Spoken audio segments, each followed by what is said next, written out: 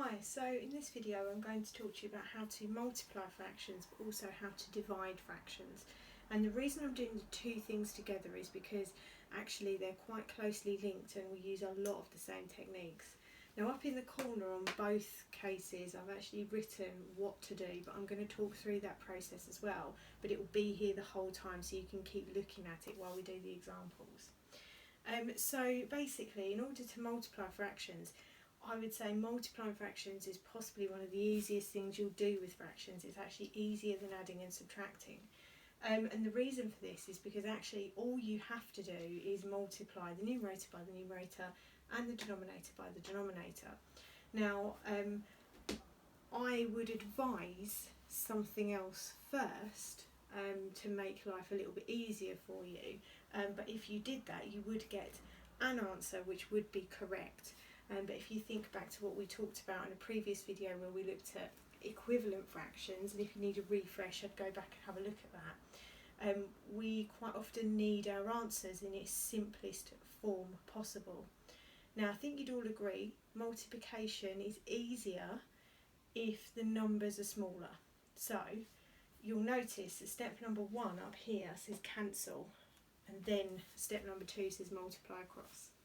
So in order to cancel first, we are allowed to cancel when we multiply as long as we cancel any numerator with any denominator. Now that can be within the fraction itself, or if you look at question number 3 that I've got here, you can cancel any numerator with any denominator if there's more than one in the sum, but it has to be a numerator with a denominator, not two of the same. Okay, so in this first example, if we have a look, we've got 3/4 multiplied by 8 over 15. So we look for common factors. So the easiest thing here is we have, I would say, the 3 and the 15. So they have a common factor of 3. So all you do is you cancel as if that was a fraction that you were cancelling down on its own without it being as part of a sum. And you say how many 3's go into 3, and we cross that out and we say, well, there's 1, 3 and 3. How many 3's are there in 15? Well, there are 5. Okay, now we look and see if there's anything else. Now just because a number's been cancelled once does not mean it can't be cancelled again. So you could cancel it again if there's another factor with a different numerator, or indeed with the same numerator. But in this case that's not what's going to happen. So now we've got the 4 and the 8, which also have a common factor, and that common factor is 4. So 4 goes into itself. If I do it in a different colour, then you can see what I've cancelled with what.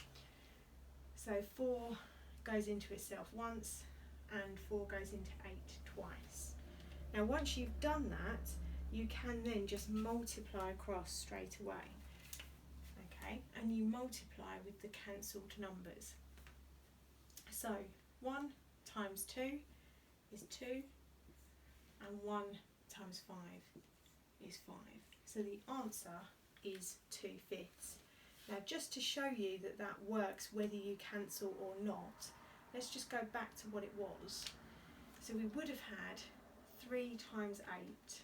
Now 3 times 8 is 24, and we would have had 4 times 15. Now 4 times 15 is 60. So what we would have had is 24 over 60. Now if you think about it, we can then cancel that down. You can see for a start it's even. You can start to look at factors that goes into it. But actually, if we just divide numerator and denominator by 12, straight away we get 2/5. So we get that equivalent fraction. So this would be right, but you would not get full marks unless you give the answer 2/5. That's why I always recommend cancel first. It's always much easier to be able to do that with smaller numbers rather than after you've multiplied. Okay, so cancel if you can, then multiply across. That's the rule. Now, my next example, I've just got 15 times 4/5. So the reason I've got this one here is because I thought I'd show you an example where you've got a whole number and a fraction. Now, don't be thrown by this. Any whole number can still be written as a fraction. So the first thing I would do is I would actually write that as 15 over 1. So 15 as a fraction is 15 over 1. And once you do that, the same rules then apply. You can cancel if you can. So I'm looking for common factors with a numerator and denominator, and I can see here I've got the 15 and the 5. So what goes into both of those? Well, 5 goes into itself once and 5 goes into 15 3 times. Okay, now I'm looking to see if there's any other common factors and I can't see any, so now I multiply across. So I do 3 times 4, which is 12, 1 times 1, which is 1. Now you can leave it like that, technically that's correct, but it's always best if you've got something over 1 to basically say 12 over 1 is 12. Now another way of looking at this is to say that is also the sum of 4/5 of 15, because of and times kind of mean the same thing. So we're actually doing 4/5 of 15. So if you think about it, 1/5 of 15 is, so if you divide 15 by 5 you get 3, and then 3 times 4 is 12, so that's how you get 4/5 of 15. So it's another way of looking at that particular sum. So if that came up in a worded question, you could do it that way as well. Right, and on to the last one here then. So for this one, as I said at the beginning, you can cancel any numerator with any denominator. So I'm going to do it in a particular way, but you might find another way of doing it yourself. So do have a go at trying different techniques on your own. So I've spotted the 2 and the 16, and both of those are even. 2 goes into itself once, 2 goes into 16 8 times. 15 and 25 also have a common factor. So they have a common factor of 5. 5 goes into 15 3 times, but 5 goes into 25 5 times. And then you've got the 7 and the 21. 7 goes into itself once, and 7 goes into 21 3 times. So now, looking around, I don't think I see anything else that cancels. So now we just multiply across. So we have 1, and it's important to include that just to make sure you're doing everything you can. So we have 1 times 3 times 3, which is 9 on the top, and on the bottom we've got 1 times 5 times 8, which is 40. Okay, so our answer is 9/40. Now do always check your answer as well, because you might have missed something, yeah, and if you have missed something, then you know you can still cancel at the end and it won't be wrong. So do just check that you've got it in its simplest form possible. Okay, so make sure you've got that in your head. Pause if you need to kind of recap this and make sure you're really happy with it, and then when you are happy, we'll go on and we'll look at dividing fractions. Okay, so I've got another 3 examples for you here. Now, just as a little example for you, I've got over here, I've got the steps, and I'll talk through those in a minute, but just underneath I've got 10 divided by 2. Now I'm sure we can all do that. 10 divided by 2, okay, that's 5. What's 10 times by a half? Okay, well let's think about what we just did. We can make 10 into 10 over 1. We can cancel numerators and denominators, so 2 goes into itself once, 2 goes into 10 5 times, and then we multiply across. 5 times 1 is 5, over 1 times 1 is 1.